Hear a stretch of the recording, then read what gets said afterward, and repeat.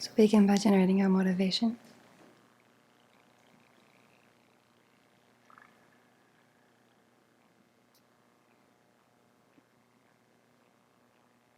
Within the Buddhist worldview, we have been cycling throughout samsara since beginningless time, taking rebirth after rebirth under the control of afflictions and polluted karma.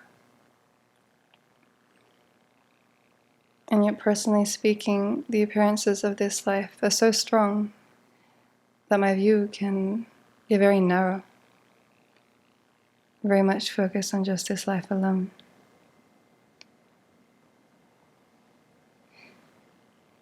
And in the lack of a very broad view that takes into account multiple lifetimes, I find it's easy to get into the laziness of discouragement that starts to doubt the impact of small actions of virtue and refraining from even small negativities, or just getting a little bit overwhelmed by the vastness of the vision of Buddhahood that is in such contrast to my narrow view.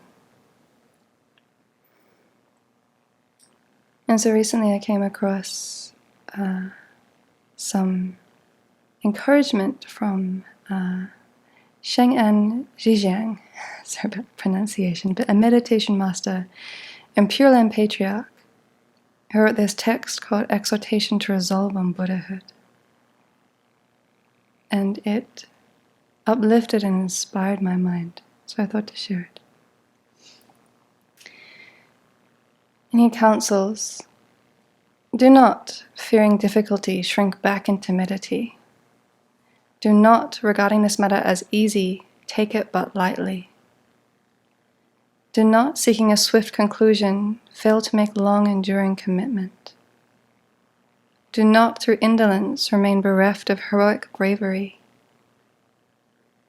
Do not, on account of being shiftless and spiritless, fail to incite yourself to bold action. Do not, drifting along in customary fashion, continue to put it off for another time. Do not, judging yourself to be foolish and dull-witted, continue depriving yourself of your resolve. Do not, possessing only shallow roots of virtue, judge yourself to be an inferior person with no share in this.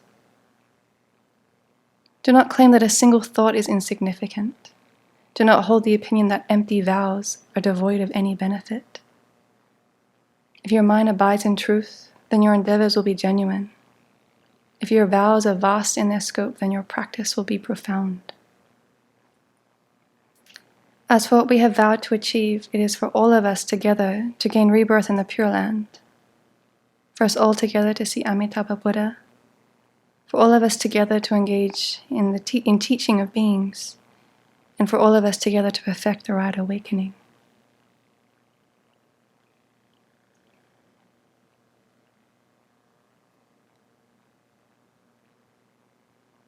And so while the goal of Buddhahood and the development of spontaneous bodhicitta may not be easy, it is the most worthwhile thing that we can do. We must be persistent and patient, practicing with enthusiasm and fortitude and not allowing our mind to descend into discouragement or despondency.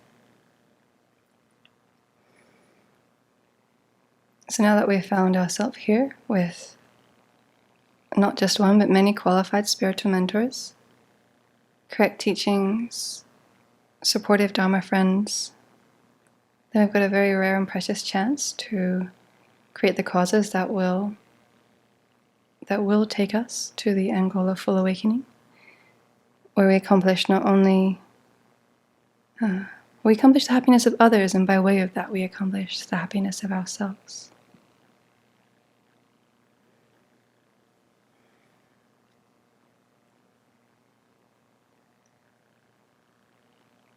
So with a joyful mind and this opportunity we have, we will share the teachings tonight. So the review.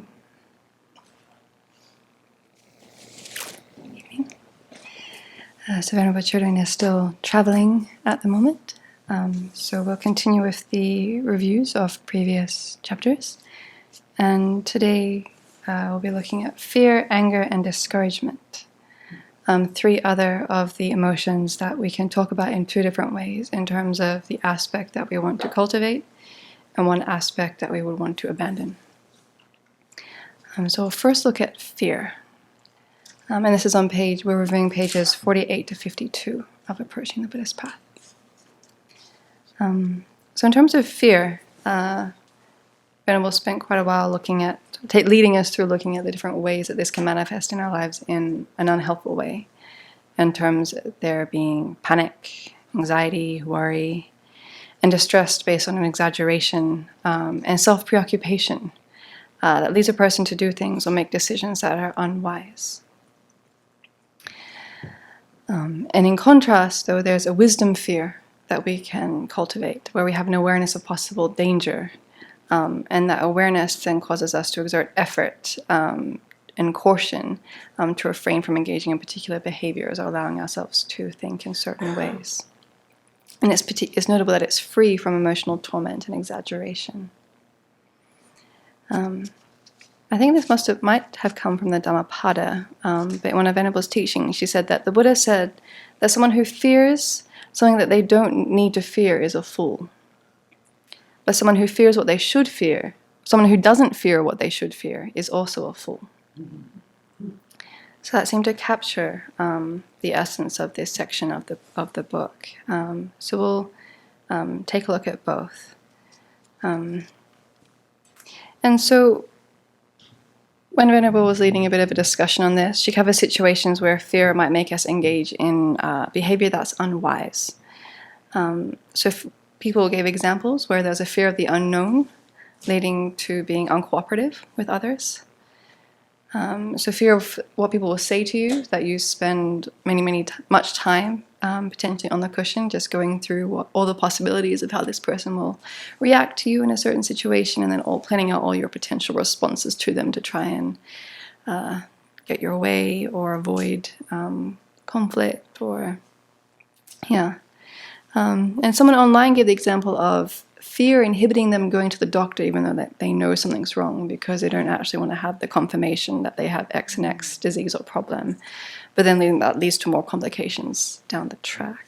And so Venerable gave us homework that to make examples on the cushion of when we waste time and energy ruminating about certain things. And the example that she gave at the time was ruminating about not finding water when we were drilling for the well. We've gone down and down and down, and we still hadn't found water. So did anyone take this to the cushion, or can everyone give some examples of how they allow fear, worry, and anxiety to lead to rumination? Yeah? So during the retreat, of course, I was supposed to be focusing on Vajrasattva purification. The very irrational thought came up in my mind because I knew my mother was planning a trip to Colombia, and all this fear and concern arose about her safety there and her safety coming back. Mm-hmm.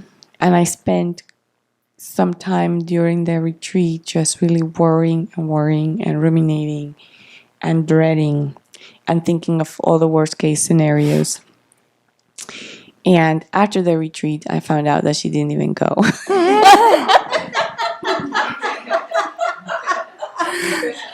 It's a very, very, very worthwhile time spent then. Yeah. I think that is a good example of how she said that this anxious ruminating isn't based on reasoning or logic. In that way, it leads us to waste precious time. Yeah. It's quite funny that this is the topic for tonight, because as I was sitting here in the meditation before, I noticed this pain in my gum, and I kind of felt really quick, and there's something sticking out of my gum, which I'm assuming is my wisdom teeth. And I have been putting this off for like a very long time because I'm very afraid of surgery, and I don't really like going to the dentist. But so I spent lot of time ruminating about that, like years. And it just dawned on me that I probably need to get that taken care of. And it's totally irrational anxiety and fear about surgery and getting that taken care of. So, negative effects of ruminating. Painful.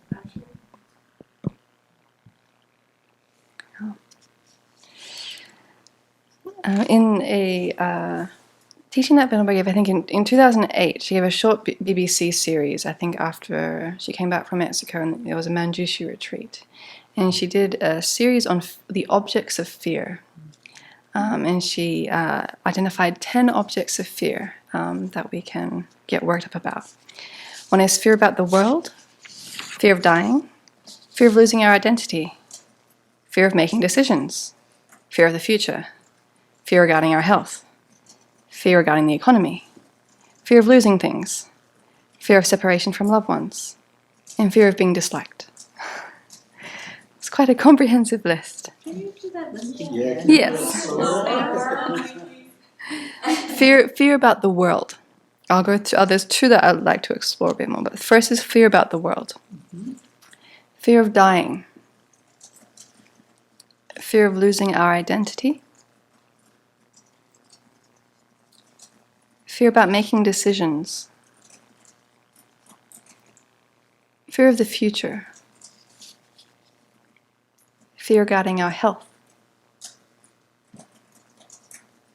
Fear regarding the economy. Fear of losing things.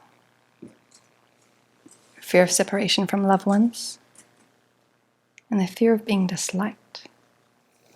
And one that stood out to me was fear about the world, where she made a point of how we can confuse compassion with despair, where we hear some news about the state of the world, and then we might think that we're generating compassion, but if we start to notice that we're getting tight, fearful, and miserable about the state of the world, it's a big warning sign that instead of generating compassion, we're actually falling into the near enemy of personal distress. Because compassion is a mind that is focused on the suffering of others and wishes to alleviate that. But when we're getting tight, anxious, and miserable, we're very much focused on ourselves and our own suffering and wishing to alleviate that. In terms of we see the suffering of others, we have negative feelings arising, and then aversion arises in us in response to that. So, it was just interesting to see how the element of self-preoccupation as an underlying cause or element of fear is very obvious in that aspect for me, in terms of this fear about events in the world where we might be thinking we're engaging in virtue by examining a certain situation and thinking we're generating compassion, where it's the self-centered thought has kind of grabbed hold of it and tainted it somewhat. And the fear of decision-making stood out to me because of my personal doubt, familiarity with doubt arising as an affliction for me. And so decision-making is often a source of anxiety in terms of, will I make the right decision, as if there's some self-existent right decision out there that I'll be able to find somehow. So Venerable went through some criterion for decision-making that can help us alleviate this anxiety or fear or worry. And made the comment that there's never a wrong decision if we can learn something from the situation. Obviously, we want to examine the situation with as much wisdom as possible beforehand so that we make an informed decision. But if it later then doesn't turn out as expected, or there's some unwanted consequences, that it's still not necessarily a bad decision because we can learn something from that. So the criteria for decision-making could be, again, touching into that very broad perspective of future lives and the broad goal of awakening, that what's helpful for the next life, for liberation and enlightenment. And then within that, we'll say, well, ethical conduct is important. So what decision is going to enable me to maintain and increase my ethical conduct? And what decision would be an obstacle to me keeping my ethical conduct, or potentially lead me to breaking some precepts that I hold? And developing bodhicitta is important. So what decision can I make that will inspire my practice of bodhicitta to grow? And what would actually be a decision that would then block bodhicitta to flourish in my mind? Yeah, I found that very helpful. Because again, the narrow focus on the implications of a decision is very much this life, and kind of looking up and out. I don't often remember to do that. Did any other comments on the 10 fears? Are there particular ones that stand out for people? What year did you say that Venerable gave this? 2008. Right. So what's really changed in this country especially are mass shootings. Mm. And so I was reading recently that now they're doing drills so often in schools that the practices themselves of being safe are driving fear in children up like crazy. And so the constant question that many kids have across the country is, if I go to school today, will I be killed? So, it's just, it's something that is really, the atmosphere. Yeah. And then, am I safe when I go to practice my religion? I think that would be another one. It crosses my mind here. Yeah. Sometimes. One that just arose recently is fear of letting go. Mm-hmm. Can you explain? I just was working on a project and I was so afraid to pass that on to somebody else. Like, I was like, the anxiety was just like, it's a lot of fear. I don't know. Yeah. I've experienced that fear before, so it's not new in some ways, but I thought that I had somehow left that behind and then just came back. The one that really stood out for me is losing our identity.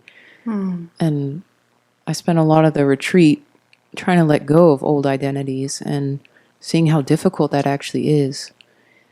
Even though I don't want these identities, I feel like I'll lose something very precious if I distance myself too much from them. And also, the ordination coming up is disorienting at a certain level, because so much will change. All my reference points will change. And I guess our identity is tied up with so much of what we do and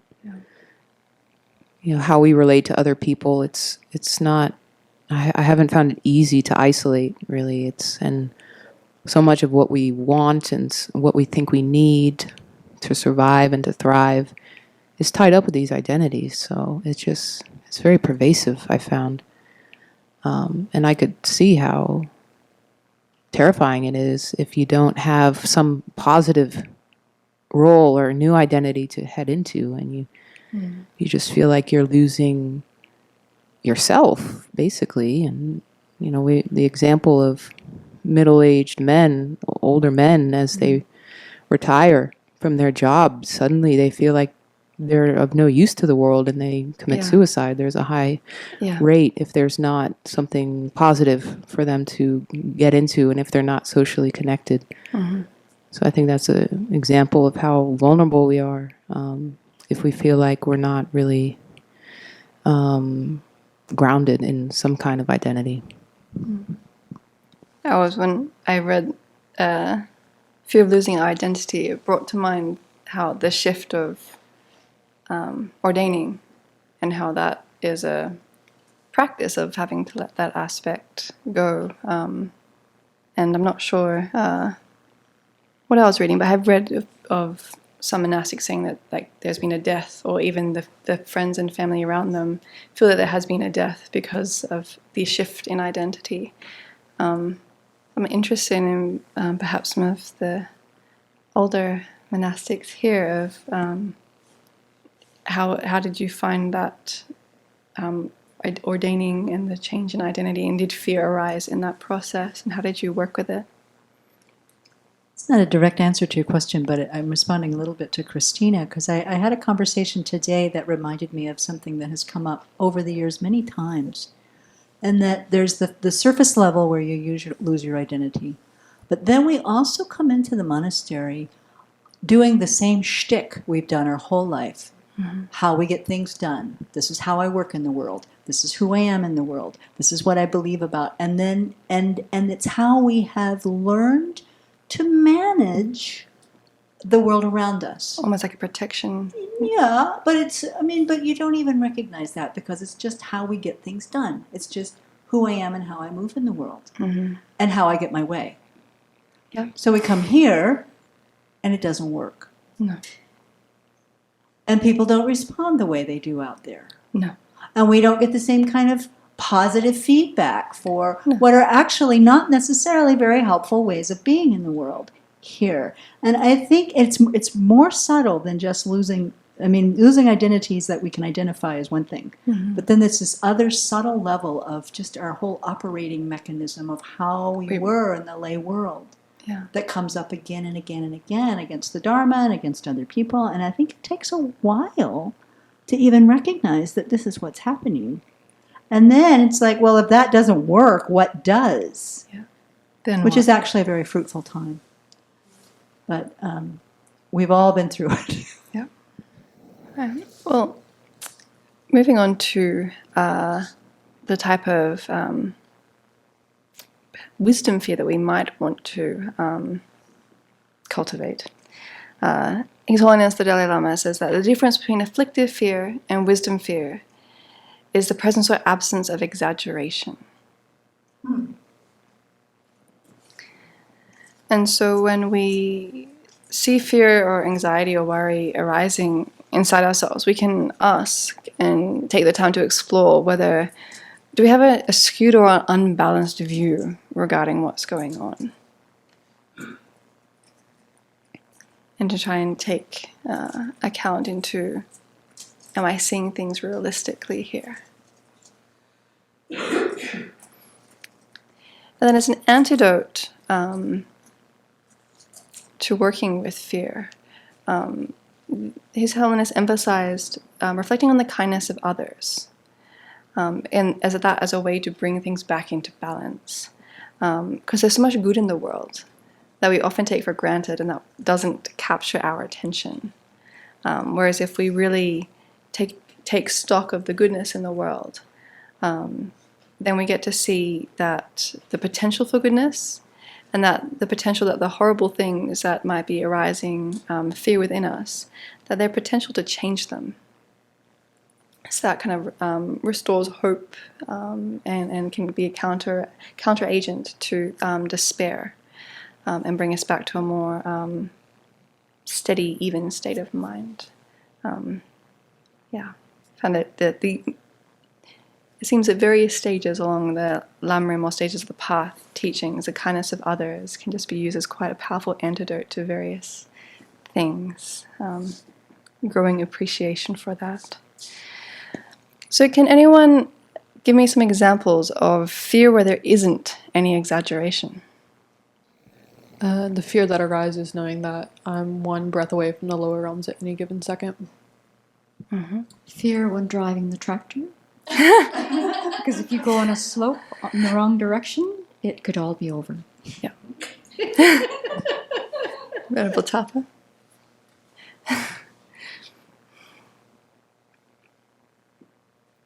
I have fear related to sometimes the power of the afflictions that overtaking my mind. Yeah. Yeah. So these examples lead us into one other statement that caught my attention. I thought we could explore is that certain meditations in the stages of the path or the Lamrim are specifically designed to arouse wisdom fear within us. So I wanted to explore what they are, and why these meditations do arouse this fear. And so there are 3 particular meditations that are designed this way. And we've mentioned, we've covered all 3 of them, I think. The disadvantages of cyclic existence, so afflictions, we're under the control of afflictions and polluted karma, so they arise quite powerfully and can lead us to engage in behavior that brings short and long-term suffering. Meditation on death, and then the suffering of the lower realms. If we start with the disadvantages of cyclic existence, can we flesh out a bit more about why this might be wisdom fear? That there's not... Just as a sick person needs to know what they're suffering from, in the same way we as beings in cyclic existence need to know what we're suffering from, or else there's going to be no motivation to go to the doctor, per se. Basically, the fears, those are trying to arise as a concern rather than a panic. Yes. And so to motivate us in the same way that Em is talking about with if you're sick, to motivate us not to waste our precious human life. Mm-hmm. And I can think of when before moving here, I had been practicing and working, and I had a bit of a concern that if I didn't dedicate myself very sincerely to my practice, that it would fall by the wayside. That the allures of cyclic existence would take you away? Yeah, and that I felt like the more I practiced, the more I realized its importance. And I thought if I didn't practice much and I let myself skip practices because I'm tired from work, that I would start to be unconnected with it and not see the importance of it. Yeah. So the wisdom fear arising a sense of immediacy to practice and utilize the opportunity you have. And what to prioritize. Yeah.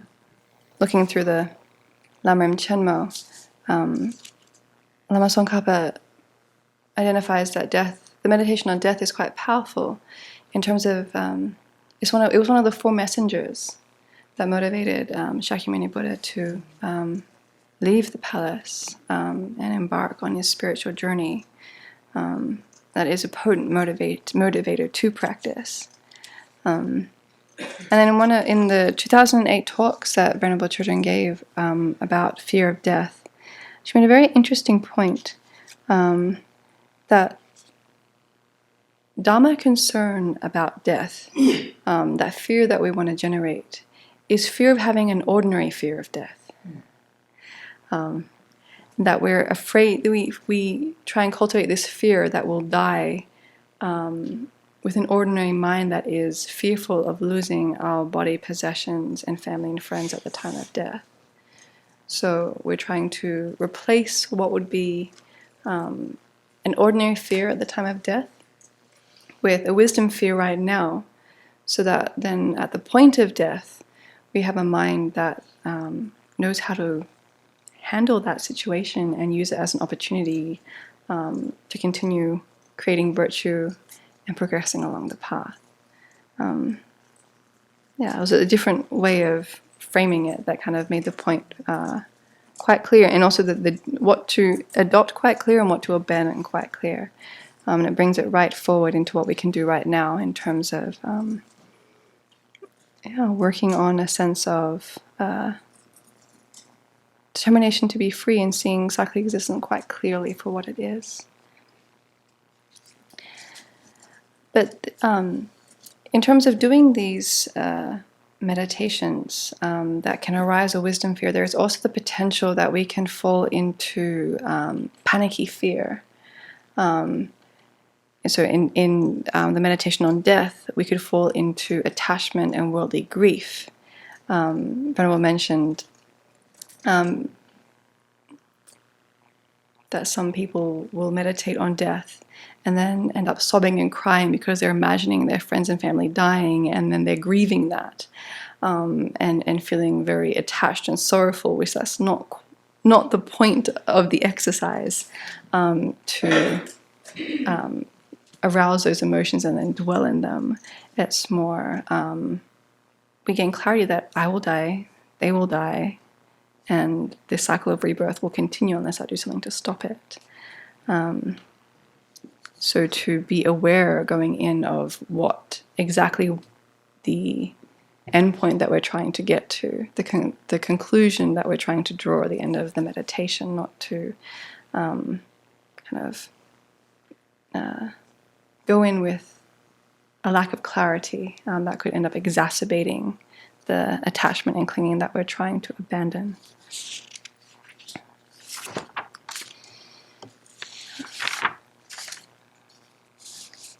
And does anyone here have experience of doing any of these meditations of the suffering, the disadvantage of cyclic existence, the meditation on death, or the suffering of the lower realms, and finding themselves in a panicky fear?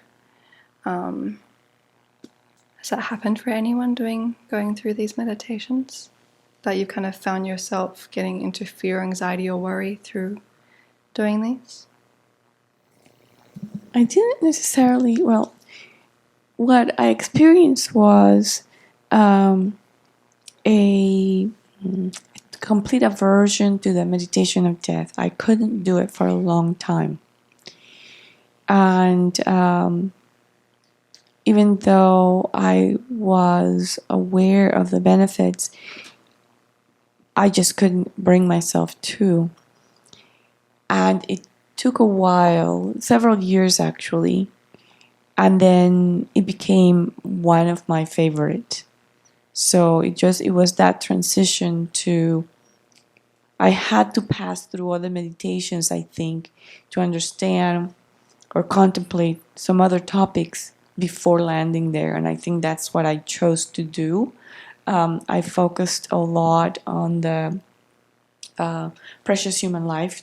That really, I felt like that meditation strengthened my mind so that I then could do the meditation on death, because for some reason I was not prepared to go there.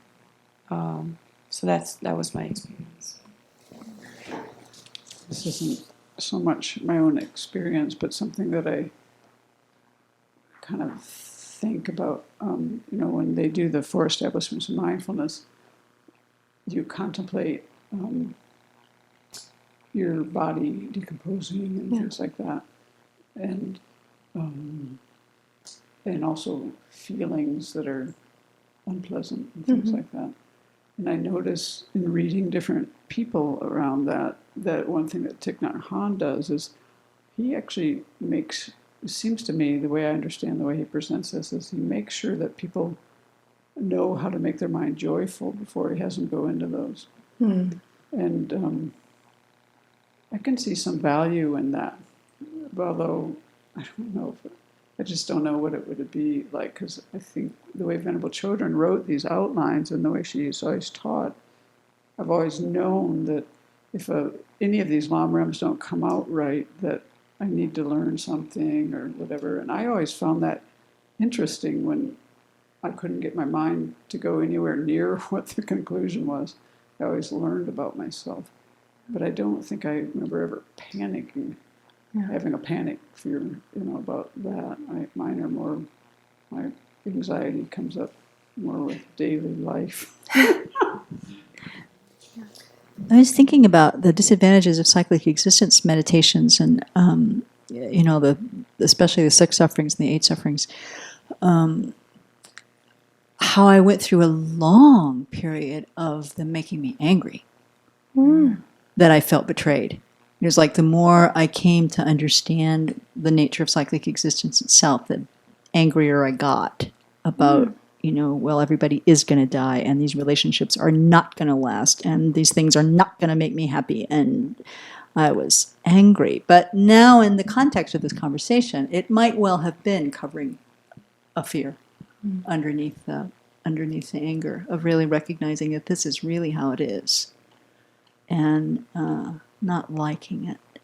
Yeah, fear coming from. They are also now some of my favorite meditations too, to keep my mind sober and on the path. But there was a long time when I was just mad. So I mean, like attachment to these things and the anger, it kind of not turning out.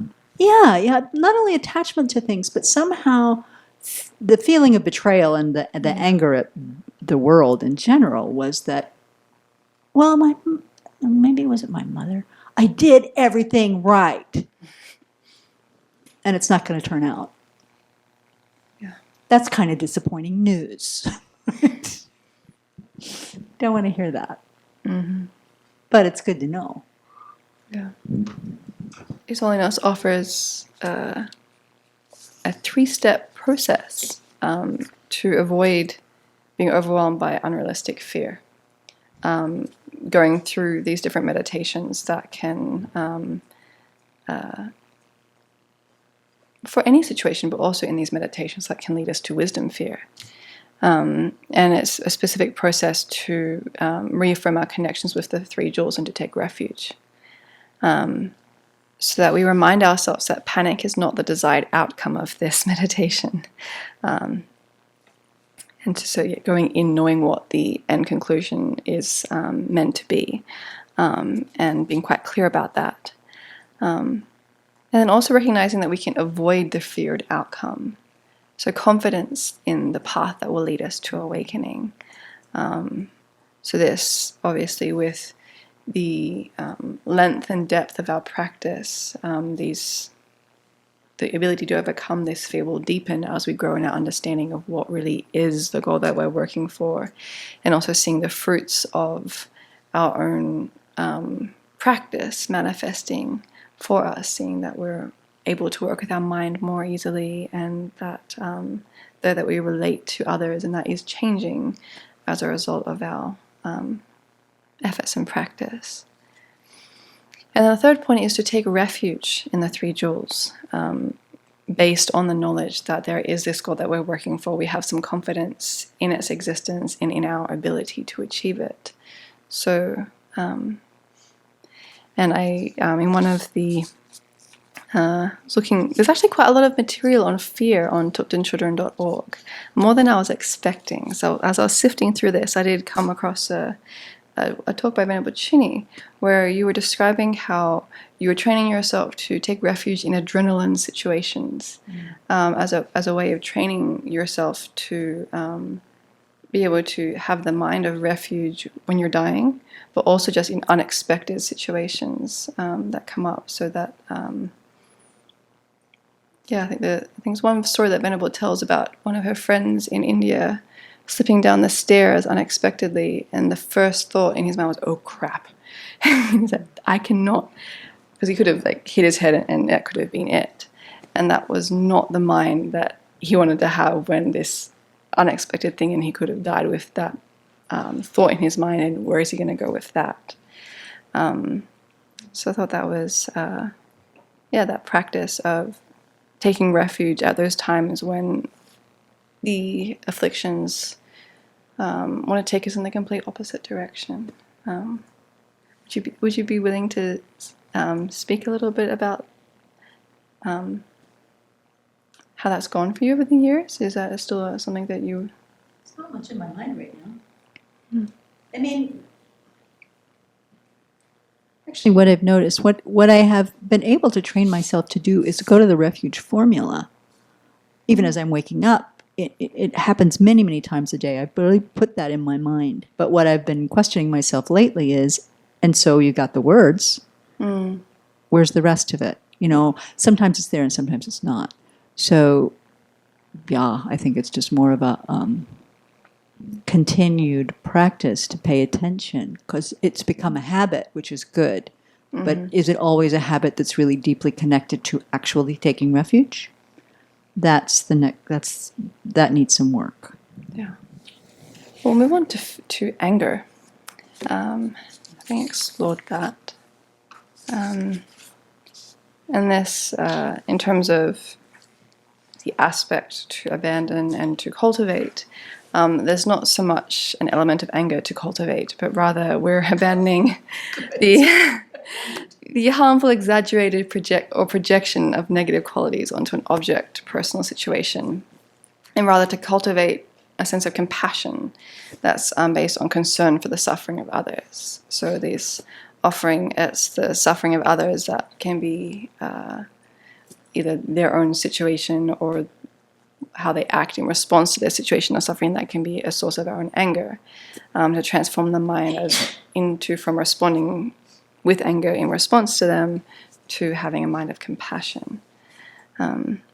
First, I wanted to take a bit of a temperature test of who here previously thought that anger was okay, or was something good to have. Yeah, and not in terms of, I think we all have an element of feeling justified in our own anger in certain sense, but I'm speaking more about the more general idea that anger in certain situations is beneficial. You had That's what society tells us. that, yes, a society has the view that anger is justifiable in certain situations. Yeah. So it's a bit of a story because for the longest time I couldn't get angry. There were some situations in the past where I got angry and it had a very bad result. So because of that, I somehow froze the anger, and it wouldn't, I wasn't able to experience that. So I went to therapy so I could get angry. Did it work? Yeah, it worked, but after that I found Buddhism, and then I learned that I didn't need to get angry. I shouldn't get angry. Good waste of money. Waste of time. As a previous student athlete, part of my identity was having like this cocky chip on my shoulder. And a lot of that came out as just kind of like anger and arrogance, and especially, anger towards like my competitors and the other team. And that was like a really big part of my identity as a student athlete, which I spent a lot of time, working on that while I've been here and purifying that. But yeah, definitely a really big part of my student athlete identity. So obviously, sitting here, your perspective, I assume, has changed into not wishing to cultivate anger or express it or have it as an MO. And it comes, one of the things that His Holiness and Venerable Children emphasized, that to work with anger, one of the first things we need to do is to recognize its disadvantages. And I think this was one of the topics that Venerable Nima and Venerable Chuni mentioned last week, in terms of if we don't see the disadvantages of attachment, if we don't see how it leads us down a track that we don't want to go, then we're not going to be willing to work with it. So can people identify some disadvantages of anger? You can just yell them out and I can repeat them if you want. Disturbs the mind. Disturbs the mind. Harms others, harms ourselves. Destroys relationships. Breaks trust. Ruins your health, breaks trust, destroys relationships. It's miserable, makes you your brain cloudy, your mind cloudy, so that you do things that you regret. Mm-hmm. Go to jail. Yeah, a lot of negative consequences, going to jail, harm people, specifically those we care about often. Yeah, yeah. Even animals aren't attracted to people. Yeah. It changes people's personality, even. Accumulated over decades. And then all the kind of bitterness and the anger that builds up and builds up and builds up. Long-term resentment and grudge holding, and we train ourselves in the anger through repetition in this life and then future lives as well. Yeah. So we get this cycle of anger, negative behavior, just kind of cycling through. Yeah, it's kind of anybody would have been angry at that. Of course,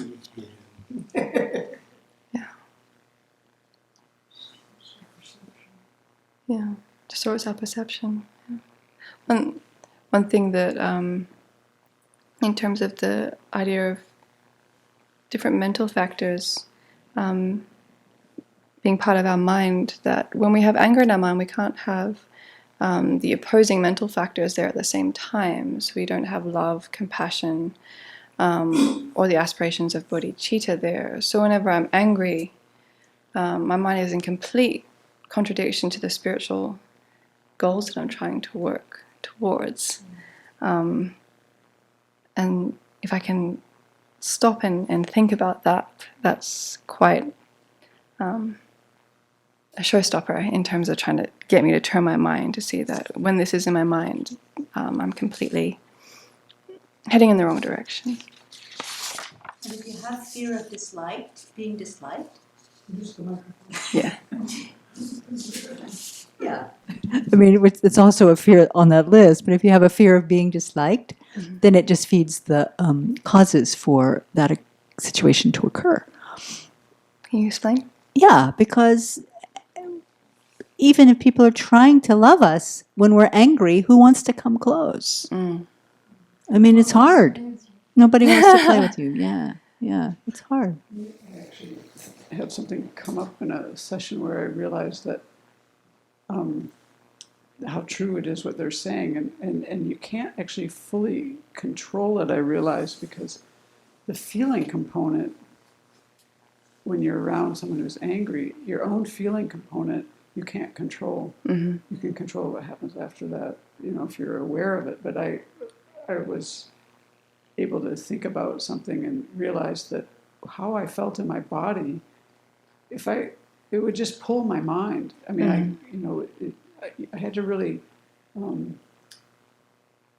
say this consciously realize this feeling is so unpleasant, and if I just wasn't, and I usually wouldn't be aware of that, and it would just go right into the next thing. But knowing that I couldn't even control that, I was thinking, well, wow, this is what bodhisattvas do, because they have to learn how to endure.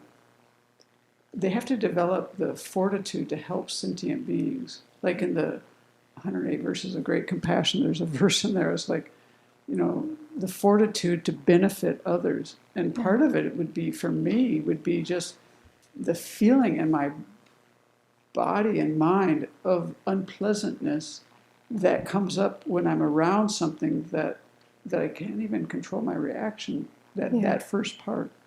Yeah. And to be so aware of that when I'm walking around and doing things is beyond me at this point. I think that's part of the difficulty of not returning anger with anger, in terms of someone's angry with you, negative feelings arise, and then perhaps like the aversion is so quick there to that negative feeling that arises that the anger comes right back and then wants to retaliate or get away, or one of the antidotes to anger is just recognizing the disadvantages on its own. But then on top of that, there's a whole other array of antidotes that we can work with. And I think Venerable's repeated this phrase a few times recently, that I connect with it looking back on how I'm more of an imploder than an exploder in terms of my anger. And so just this withdrawal mechanism. And even though here actually what it says is more of an exploder, but I connected it in terms of the tragedy of where our afflictions take us, in terms of we think that it's going to protect us, but it's actually leading to our own misery. It's just saying that when we're angry, often we're saying, I care about you, and I want to feel, but I don't feel close to you in this moment. I want to communicate, but I don't know how. So I'm going to scream and yell because I feel frustrated. That captures so many times of when I've seen my anger arise, even when I was more shut down, pull away. That I was so much wanting to connect in that moment, but because of my anger and not knowing how to engage, I shot myself in the foot. I think that's seeing that very clearly, how these afflictions take hold and then don't bring us the happiness we seek, is quite a potent way to store up my wish to not let myself go there, or to drop it when it's there. Yeah. And another quote that I wanted to explore was from Shantideva, where he says that the worst thing that others can do is kill us. But again, in that, taking that really big view of multiple lifetimes, is that we've died so many times, so it's not really a big deal. Others kill us, so what? But they can't send us to the lower realms. We do that through our anger. And I read that and I was like, how much do I really believe this? Or even if I intellectually understand it, how much do I let it sink in? Can I bring in that big, expansive view that no matter what anyone does,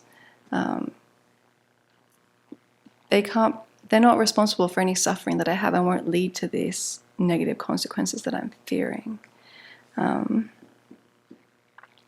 Yeah. Again, the appearances of this life being so strong and taking hold. So that the Dharma antidotes or the Dharma perspective isn't really foremost in our minds. It's quite scary, really. Another idea to look at would be,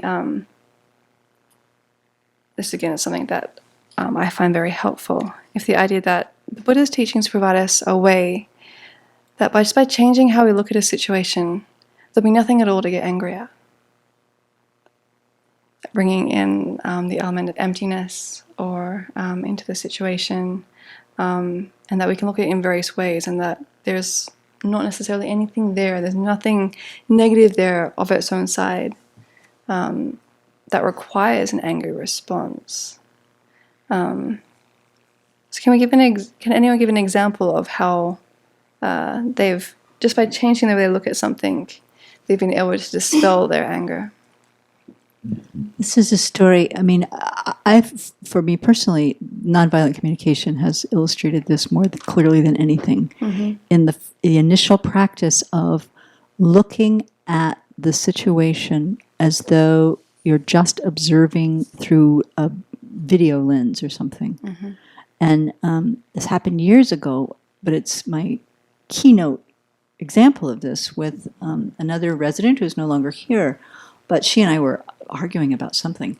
But both of us went back and thought about what had happened. And what we could realize was, if we just looked at the situation from the point of view of that little lens, mm-hmm. She walked into the kitchen. She put something on the counter. Mm-hmm. She walked out. That's all that happened. And both of us were furious. And both of us could, I mean, fortunately, I have that particular kind of relationship with that particular person that we could talk about it and just laugh at our own stupidity. But really, that's all that happened. Yeah. And yet. And yet, yeah. And so that's often really all that happens in situations. I find it really helpful to stop and do that. So that's not even getting into the ultimate nature of the phenomenon. It's just look at what actually happened here. Yeah. Trying to get that balanced perspective again, clear perspective. Yeah. Not just a balanced perspective, but actually pulling away all of the conceptualization that instantly arises when something comes up. Mm-hmm. So it's more about, so it does tend towards analysis in that way, mm-hmm. and that we strip away the proliferated view of what happened and try to get down to the bare fact. Yeah. And my mom sent me a birthday card, and when I saw it, I was, very happy, and I was like, oh, that's very kind of my mom to send me a birthday card. And I opened the envelope, and the picture on the front was like this, I don't know, maybe 4 or 5-year-old girl, like very feminine, like, and it was like, happy birthday to like my favorite daughter, and it was just like hyper feminine, and like my like how I used to like identify like gender wise is like a little bit gray, and so my mom would have it was a button, it pushed a button, mm-hmm. and then I didn't even open the card for the first few hours because I was like I was very upset, and then eventually I opened the card, and then it had this like very nice like hallmarky kind of message in it, and it was very sweet, and she had a bunch of like my old coworkers sign. It was very cute. But, and then I was, it was so silly. I was reflecting on this, and there's really nothing to be upset about. Whether you want to go into like emptiness and like really gender just a construct on a worldly level, but then also it doesn't really exist at all. And this whole thing was just kind of very fun to look at. It was a bit painful, but yeah, I really thought that was such an interesting day. Painful to recognize like the own reactivity that was so quick. Yeah, it was response. like instantaneous. I just like threw the card down over this picture on the front that isn't even like a real thing. It's just a picture. Yeah. And some words that I had put all this meaning onto. Yeah. I think that you've been watching, you touched on an important point of like the assumptions that are so quick to come in response to a situation, and how that then leads to a whole proliferation where it suddenly becomes this big story, and that's why we're getting angry, when really the bare facts are just X, Y, Z. And that sticks with me is something that Venerable Jigme said to me some years ago. I don't know what I was saying to her, but she said, "You don't know that." And this is something I know she says to herself, like, the mind's proliferating something, and, we're assuming someone's motivation or whatever it is. It was something like that. And that phrase really sticks with my mind. I'm like, you don't know that, because it's like back to the observation, like, you don't know what's going on. You just have a thought about it. So it's back to don't believe everything you think. But that line really sticks with me. You don't know that. It comes up sometimes when, it's helpful. yeah. Because it's actually, it's just a reality check for me. Yeah. Yeah. It's the example recently that, the bananas are on the table. That means X and X so-and-so must have been here because that's what they do. It's like, we don't know that. Yeah. And this is the power also of our Thursday night teachings, where we're learning about the different types of awarenesses, and to really ask ourselves, it's like, how do I know what I'm thinking here? That last comment of you don't know that, my mom actually mentioned the card while she was here, and she's like, I didn't mean that picture, right? I just meant the words on the inside. And I was like, okay. She said it so casually too, and I was like, you have no idea what I went through. Like, thanks, Mom. One thing I don't see mentioned in this section under anger in the book here is that anger is often a secondary emotion. Mm-hmm. It's a response to being afraid, or it's a response to feeling powerless, or it's usually hiding something else. And oftentimes when we're angry, we need to look at that. Mm-hmm. It could be defensive because somebody's, we might have fear of our losing our identity, or or just frustration with somebody, like you're talking about with the card. So kind of pick it apart a little bit more to see what's underlying it, to get a better hold of. And when you stop and look at something like that, it puts the anger, it cools it down some. Yeah. Just stopping and stepping back. Yeah. I can think also of how dealing with anger through being upset with somebody who was yelling at me, and just saying, "Oh, this person is suffering right now. That's why they're upset."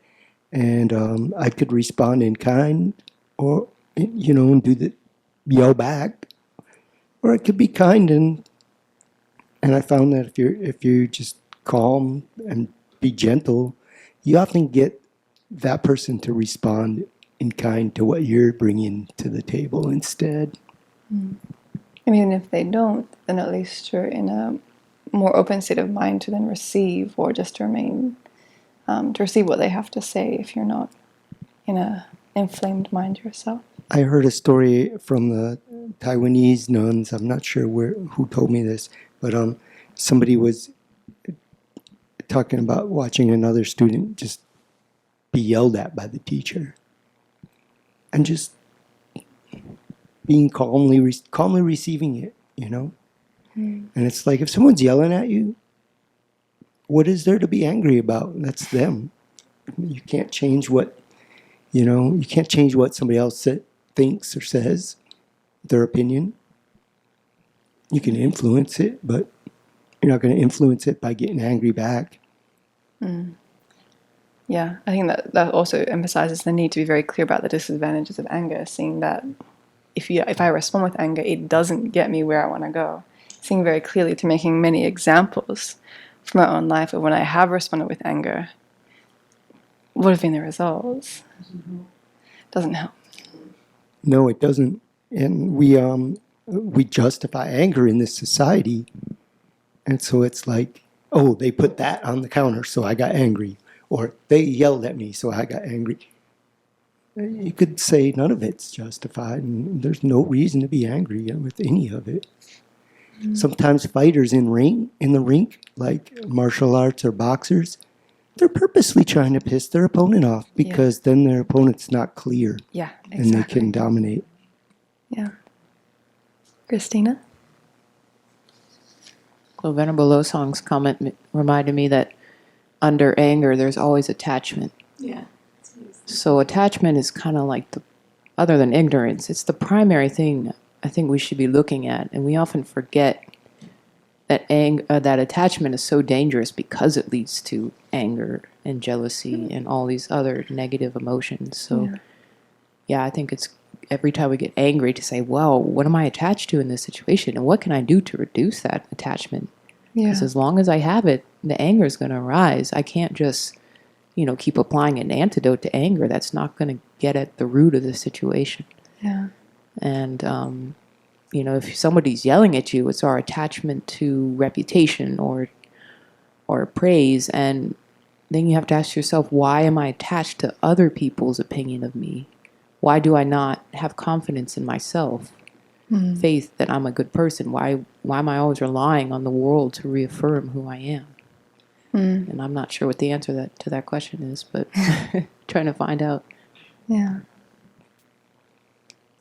I think though that with if anger is is a very strong habit or is quite immediate, that before we can work on the attachment that underlies it, then to get some handle on the anger that flares is a necessary first step to, or at least in the thick of things.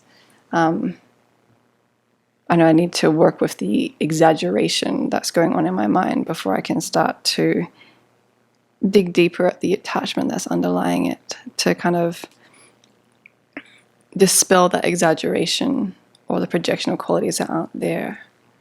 It's like I'm looking at both. When I'm more clear-minded without the fog of anger, then I can kind of look at the attachment that's underlying it.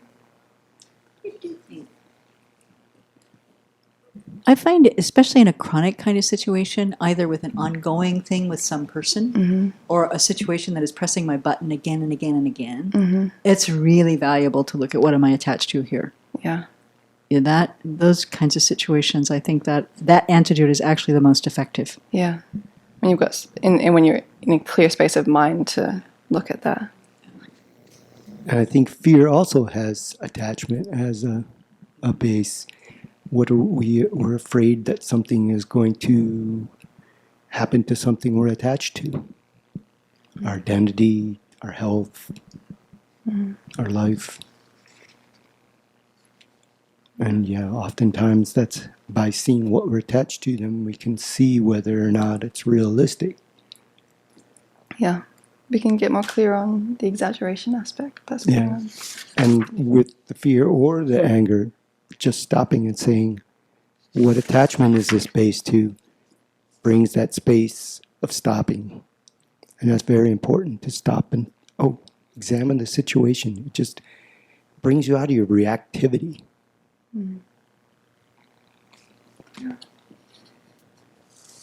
Looking at the various antidotes, I went to chapter 6 of Shantideva to look, and a few stanzas stood out that I thought to share. And it's kind of some of the aspects that we've covered already in terms of generating compassion for those who are under the control of afflictions and karma. So like the person who's angry or doing things that our anger is responding to, seeing, generating compassion for them in place of our anger. So he says, without thinking, I shall be angry. People become angry with no resistance. And without thinking, I shall produce myself. Likewise, anger itself is produced. So when seeing an enemy or even a friend committing an improper action, by thinking that such things arise from conditions, I shall remain in a happy frame of mind. If things were brought into being by choice, then since no one wishes to suffer, suffering would not occur to any embodied creature. I find that helpful. It's like no one is wishing to be angry and experience the suffering that comes with that. Like no one's happy when they're angry. So reframing it that way. Yeah, I don't have this under my belt yet, but it was one of the antidotes I thought would help me turn my mind when anger arises.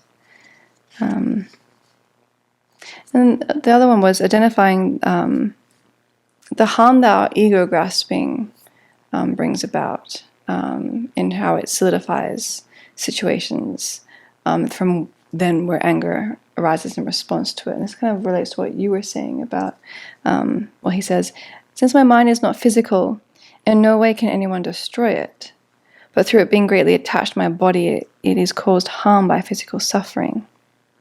Since disrespect, harsh speech, and unpleasant words do not cause any harm to my body, why, mind, do you become so angry? Because others will dislike me. But since it will not devour me either in this life or the next, why do I not want this dislike? So seeing that, as Venerable Losang said, that no matter what words people say to us or if they don't like us, it doesn't destroy us in any way. And the perceived harm there isn't necessarily as tangible as we think. Yeah. Stephen Batchelor's. Yeah, so moving on perhaps to disillusionment in terms of time. I found this one actually quite interesting because I hadn't really connected with the term disillusionment before or seen it much throughout the teachings. And so in terms of the one to be abandoned and the one to be adopted, the one to be abandoned would be discomfort due to having dashed expectations, potentially leading to despondency, depression, or cynicism. And the disillusion to be adopted is disillusionment with cyclic existence, leading to the aspiration for liberation. And this despondency with cyclic existence, or this disillusionment, can lead to peacefulness, and it is conducive to cultivating compassion. So how this links into renunciation, or the determination to be free, I found interesting. It's like a precursor to those, in terms of if we're not disillusioned with cyclic existence, then there's going to be no motivation to want to be free. And that's exactly what Aryadeva says in his 400 stanzas with, how can one who is not disenchanted with the world appreciate peace? Cyclic existence, like a home, is difficult to leave behind. So if we don't recognize that we're in a prison, we're going to make no effort to get out. And I like the flavor that disillusionment gives, because with renunciation, which I don't think Venerable Children uses too frequently, she more uses like determination to be free, because renunciation has this idea of giving something up, whereas disillusionment is just recognizing that the disillusionment is just recognizing that what we thought was so alluring, that possessed potential for happiness, doesn't actually exist that way. So we're not losing anything, we're not giving anything up, we're actually gaining something through becoming disillusioned. We're gaining wisdom, and we're gaining then the potential to not engage in these behaviors that we might otherwise be motivated to engage in. Yeah.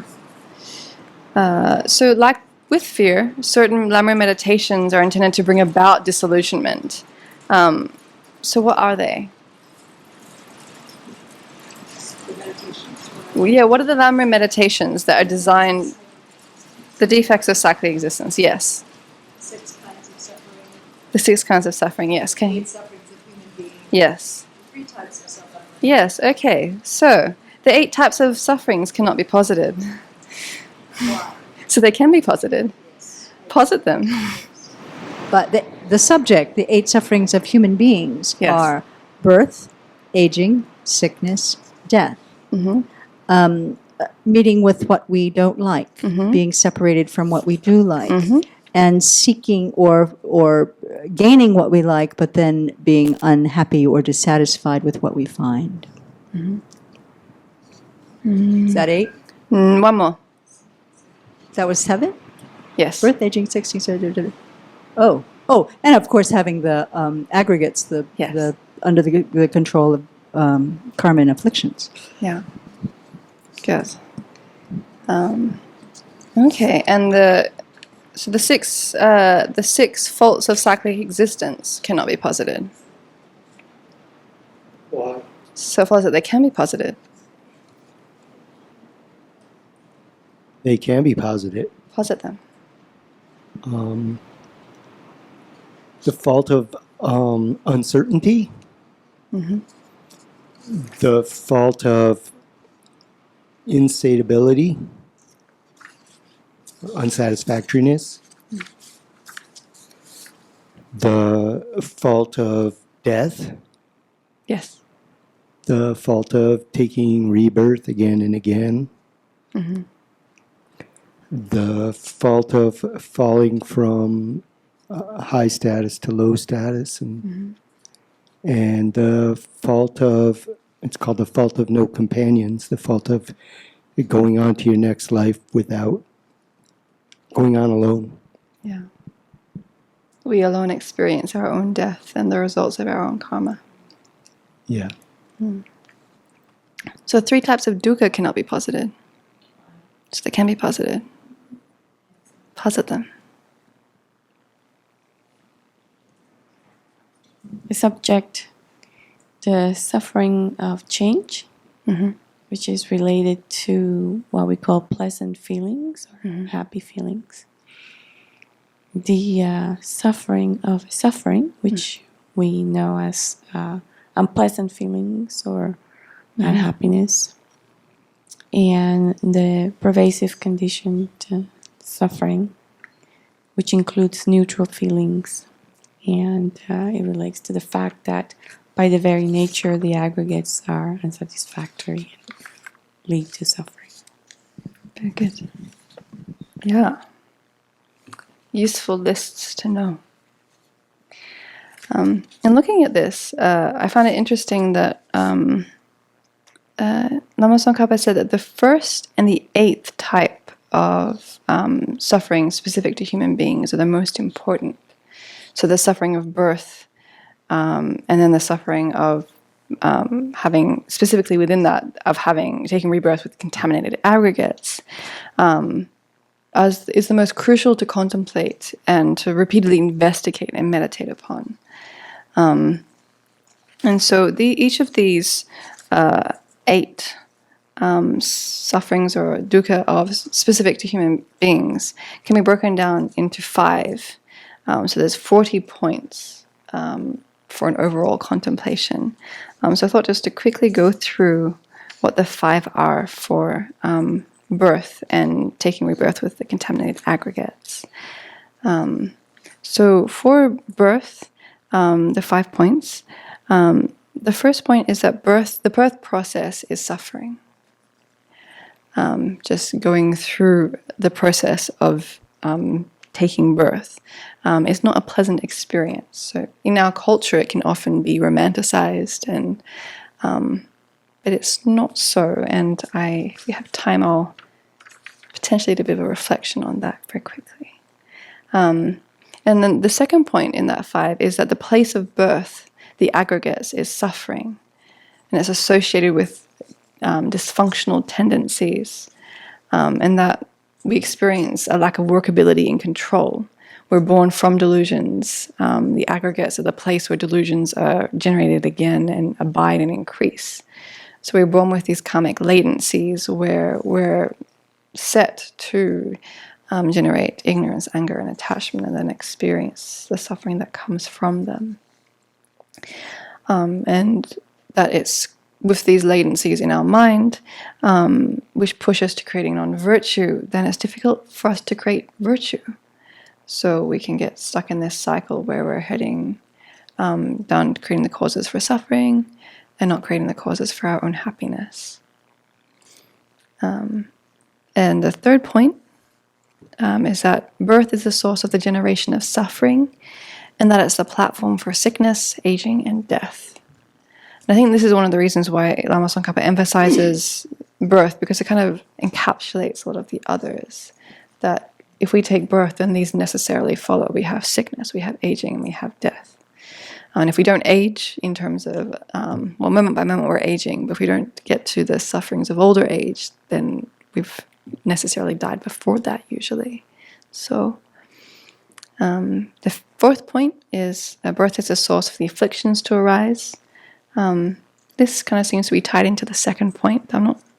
I think the emphasis here is that afflictions arise when we meet with particular sense objects. As Venerable emphasized, when we meet with sense objects, afflictions usually arise in relation to them. We take birth, we have a body, we engage with our environment. Afflictions come quite easily. And then the fifth point is separation is the nature of birth.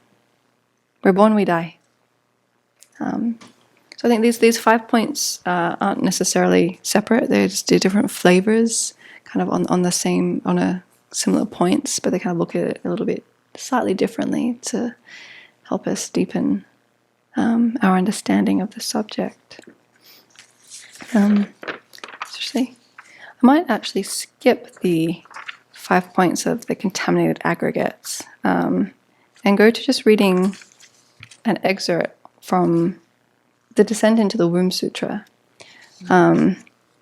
Because I was reading this and my initial reaction was, oh no, I can't read that out. Yeah, that won't go down too well. And that seems a very good reason to actually read it. Because this is the whole point of that. It's unpleasant, and it's not how we culturally present these things. This is not how we instinctively relate to these things, and this is why we get into trouble, because we don't see the nature of samsara clearly. Then we carry on quite happily, plodding along and not motivated to be free. So if you'd like, you can get into a bit more of a meditative position, and I'll just read this slowly and see what arises for you. This is from the Descent into the Womb Sutra.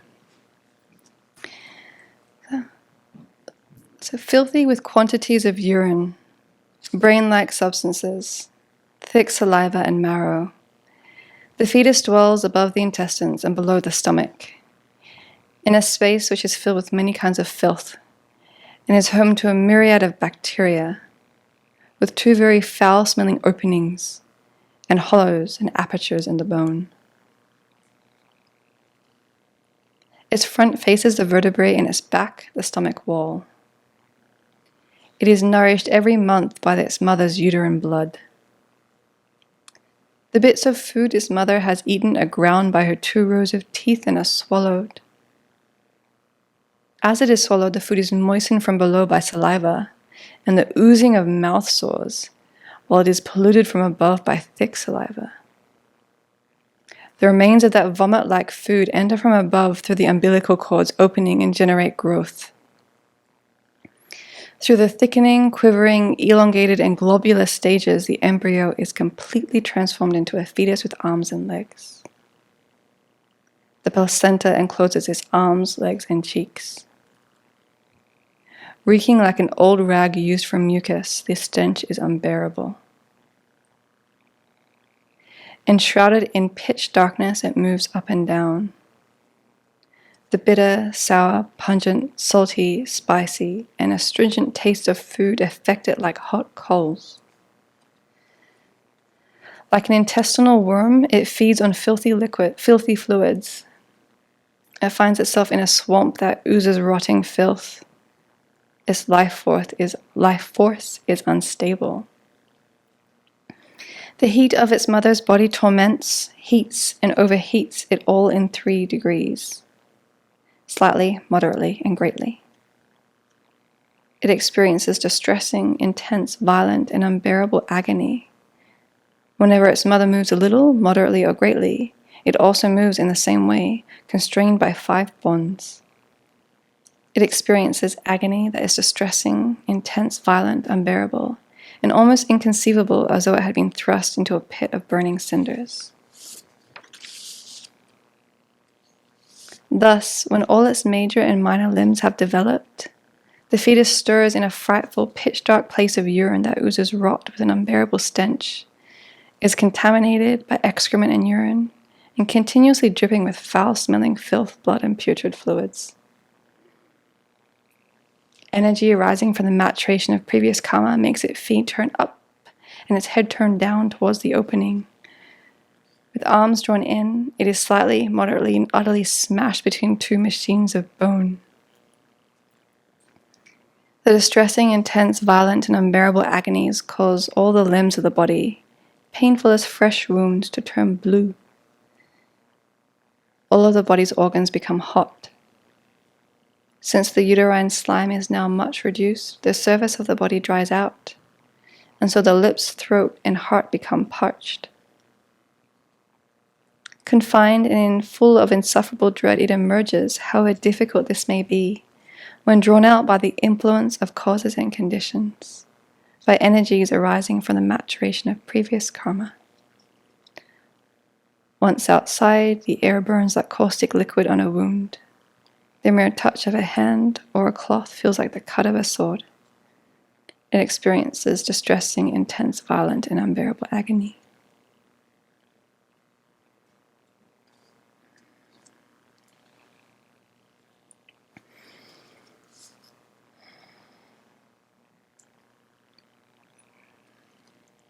So this is not the usual picture of birth that at least I was given when I was growing up.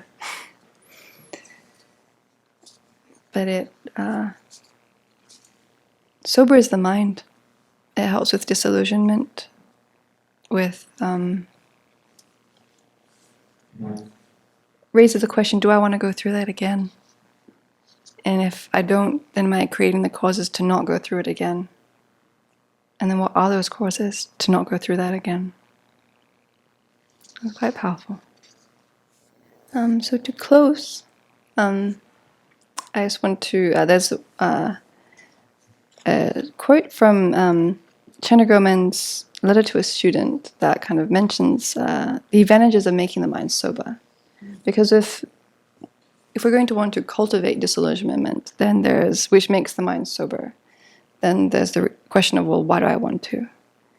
And so this quote from which you'll find in the Lamrim Chenmo, or the Tsongkhapa stages of the path.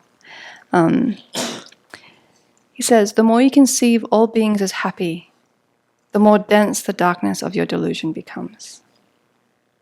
The more you conceive all beings as suffering, the more the darkness of your delusion lessens.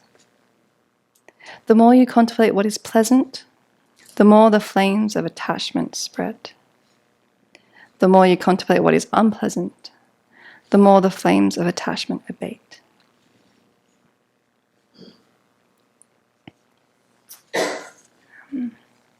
And kind of on this level, when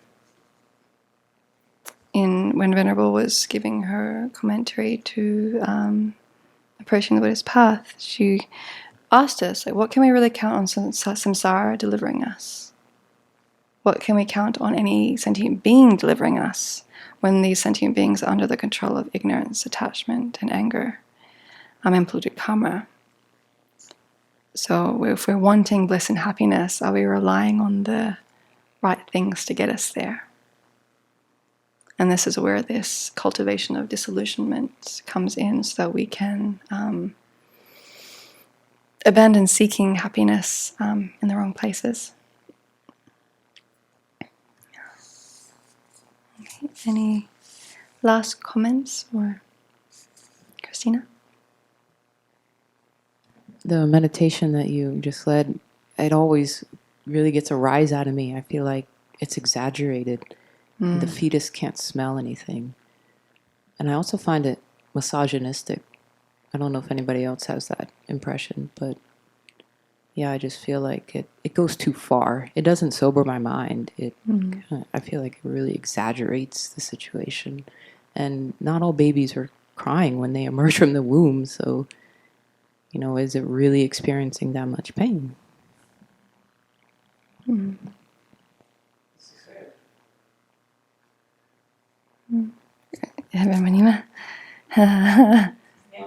the room, I'd say smelling a placenta is not a very pleasant thing, because I've smelled it. And in terms of, although I do get some of what Christina is talking about, and remember my own experience of giving birth, you know, I can see and relate to Adriana's suffering when she was going through that, because there were complications prior to the birth. And I knew because of those complications, it was measured that she was very distressed. And then even during the process of birth, she experienced even more distress. Again, I knew because I was measured. And I knew what was going on with her. And there were hours where she was still in the womb, in a situation where it was not good for her.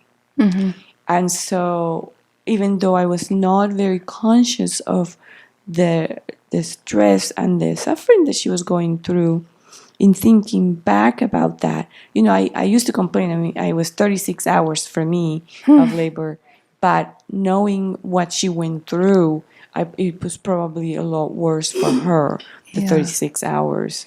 And so that's kind of how I've brought that into, because I've read this one before, and I brought it into my experience, and at least, I've been able to, you know, equate some of what it describes to the experience, you know, that I went.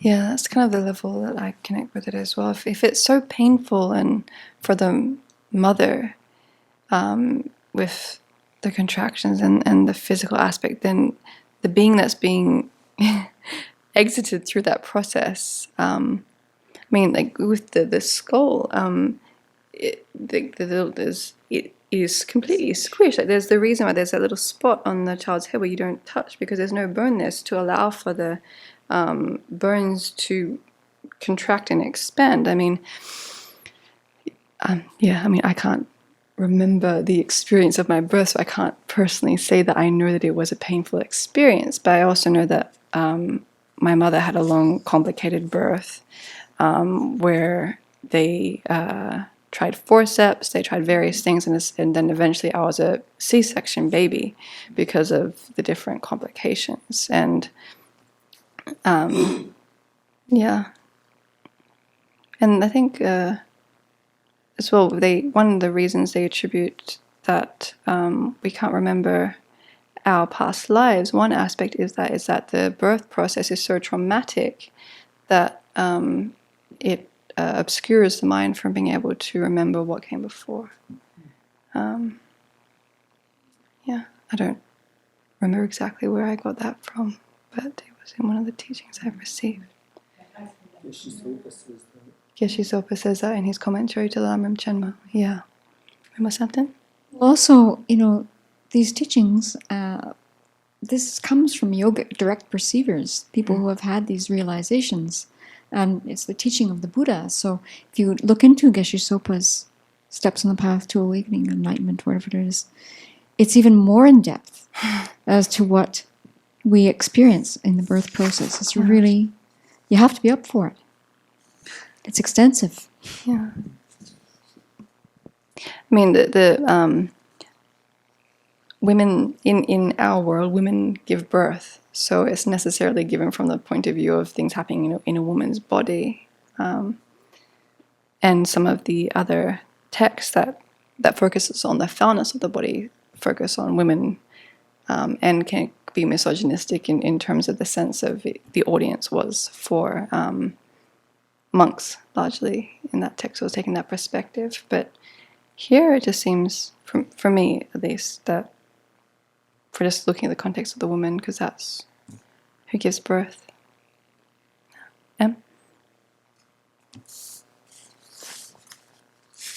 Really quick and kind of a strange comment. When I was first looking at this paragraph, I thought a seahorse, because the male seahorse carry the baby seahorse, and I was trying to see how that would apply, and because I had kind of the same reaction that I was like, this is misogynistic, and I was like, well, no, seahorse males carry the baby, so I don't know.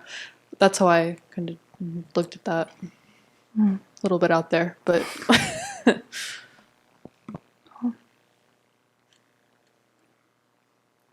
Thank you all for your participation. Thank you. Okay.